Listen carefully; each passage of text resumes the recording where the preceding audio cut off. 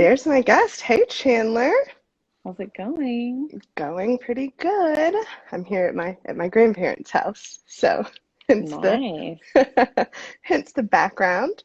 Well, let's go ahead and get this started. I'd like to welcome everyone to our virtual Career Day series. My name is Alana Hosey, and I'm a project interior designer at HKS, one of the world's premier architecture firms.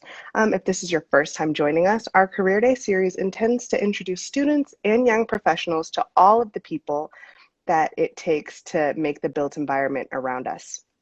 At HKS, we design everything from stadiums to skyscrapers, hospitals, hotels, and we have over 1,000 people from all industries: architects, engineers, accountants, anthropologists, and everything in between. There's a place for everyone here. So, we are in season 2 of our Career Day series, and if you have a chance, I want you to go back and check out some of the previous videos. I really enjoyed both of the interviews with Giselle Santos Rivera, our Director of Justice, Diversity, and Inclusion. And this year, we're back to tell some more stories and introduce even more people to possibilities in the industry. So, as you're watching, also, please feel free to throw any questions that you might have for Chandler in the chat. This is going to be really exciting. Even though we're an architecture firm, I'm really excited to introduce our guest this week, one of my favorite young professionals here at HKS, engineer in training, Chandler Funderburg. Hey, Hey Chandler. guys. Hey. So Chandler's going to tell us her story, a little bit how she chose a career in structural engineering and what it takes to become a structural engineer. So thank you for joining us. Yeah. Now, our first question, as always, if you could go back to your high school days, what did you think your career would be, and at what point did you discover structural engineering? Yeah, so I don't think I knew really in high school what my career was going to be. I always liked art and, things that allowed me to be creative. And I think as I got a little bit older, I was like, I don't know, fashion seems cool. And so one of my dreams was to go to Texas Christian University, and they had a fashion marketing degree there. But kind of as I applied for some more schools and kind of realized what might be the best path for me, I think I was applying to a lot of things undecided, actually. Um, and then when I decided to go to the University of Oklahoma, I was like, okay, well, they don't have fashion marketing. What's something else that I can do that's, makes more sense for me personally? So I was like literally looking through all the degree sheets and the different plans and classes and stuff. And I thought, well, maybe architecture, but I don't know. I really enjoy kind of math and science, and I just kind of have a natural affinity for it. And so I found one of the degree sheets that said architectural engineering. And I was like, oh, that's like a perfect mix of architecture and engineering, which, spoiler alert, it's not actually. But I was like, I'm going to try this out. And it just ended up being something that I loved and decided to stick with. Nice. Okay. So if a high school student were interested in becoming a structural engineer, what would their path look like? And what exactly would they major in if they knew coming into it that they wanted to be a structural engineer? And you mentioned math and all that. Do they have to be good at like math and physics? So I would say you don't have to be good at it naturally, but it should be something that you generally enjoy and want to do in some capacity or another. Anybody can get better at anything, especially if you want to do it. But I would say if you just really, really dislike math and science and physics, maybe it's not quite the career for you. But definitely you don't have to be a 100% natural at it. And so if you're, in high school or maybe early in college and trying to decide, okay, I want to be a structural engineer, so what should I major in? Typically, you'll major in either architectural engineering, which is only offered at some schools. It kind of just depends. It's a newer major, and so it focuses more on the structure of buildings specifically. But I guess commonly it's also been civil engineering as a major. Where I went to college, they offered both, and I just knew I wanted to do buildings, so I didn't go the civil route. And civil, you'll have some coursework in like water resources and transportation, and I knew that I didn't want to do those things, so I kind of went with architectural engineering. But depending on what school you're looking at, it may be civil engineering, it may be architectural engineering, and sometimes they have an actual major called structural engineering. So it just kind of Okay. depends. Oh, Mhm. cool. Okay, so Your major was architectural engineering. If someone were to go to school for architectural engineering, can they become an architect? What's the difference between those two degrees? Yeah, so I get that question a lot because when you say architectural engineering, it just kind of all sounds the same. And so Yeah. a lot of times when I tell people what I major in, they're like, "Oh, so you're an architect?" And I'm like, "No, I'm not."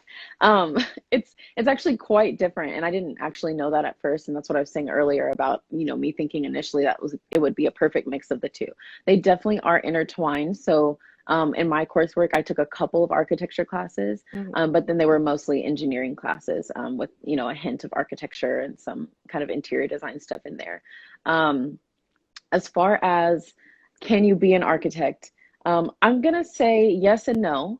Um, Okay. if you get an architectural engineering degree, you are likely not going to follow the path to become an architect. I think if you want to do both, I've heard of people getting a dual degree in architectural engineering and architecture, Oh, and then they try to pursue both. But typically, since they're so different and they require kind of their own levels of expertise, you really typically see people kind of focusing on one path or another, and they also kind of have different paths for licensure. So I haven't ever really seen somebody practicing equally in both.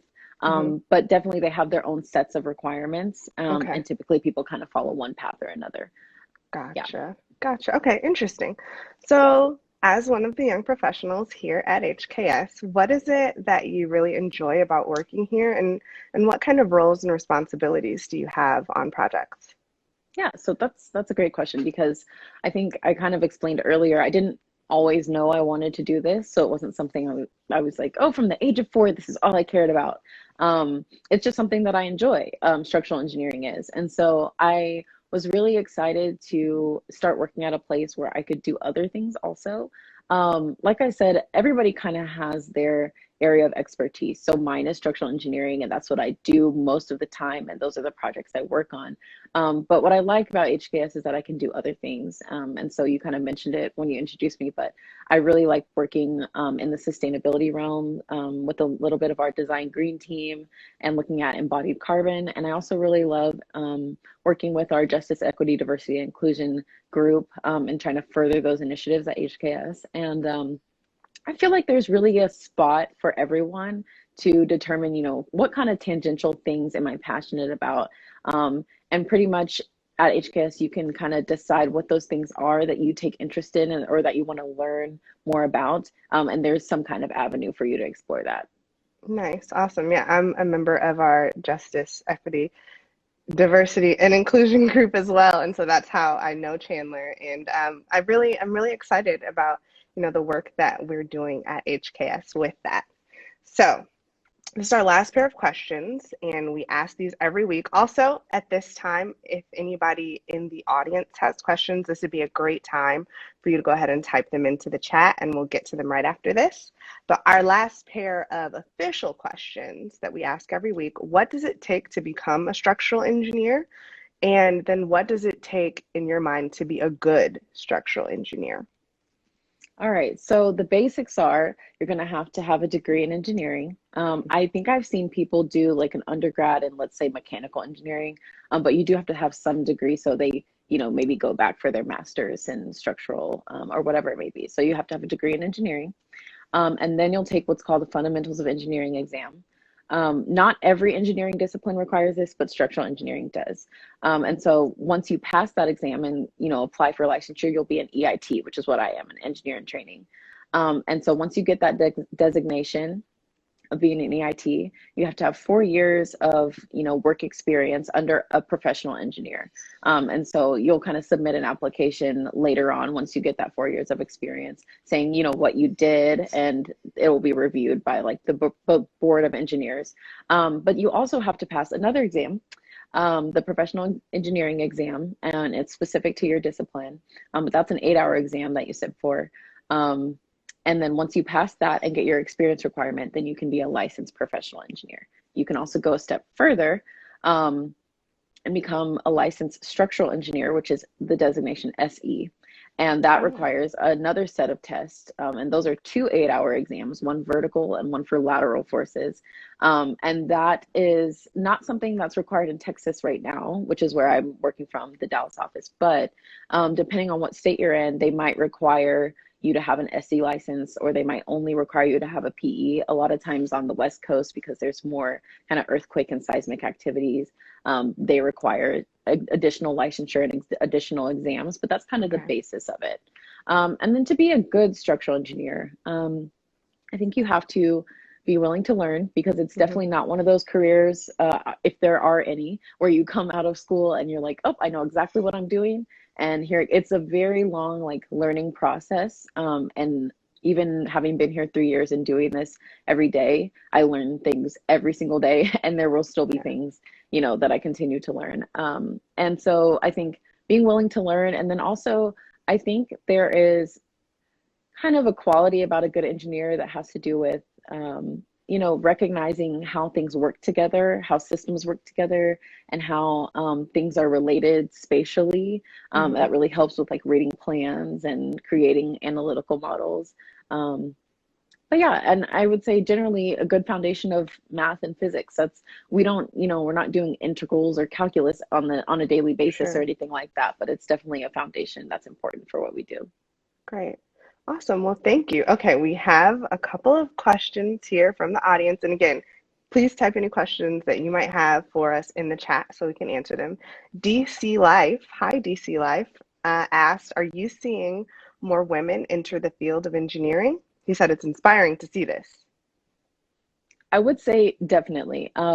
I don't have any specific stats for you, but I have definitely seen an uptick just in STEM and engineering in general. I think structural and civil engineering maybe has a little bit of way to go as far as, being more inclusive and, recruiting more young women.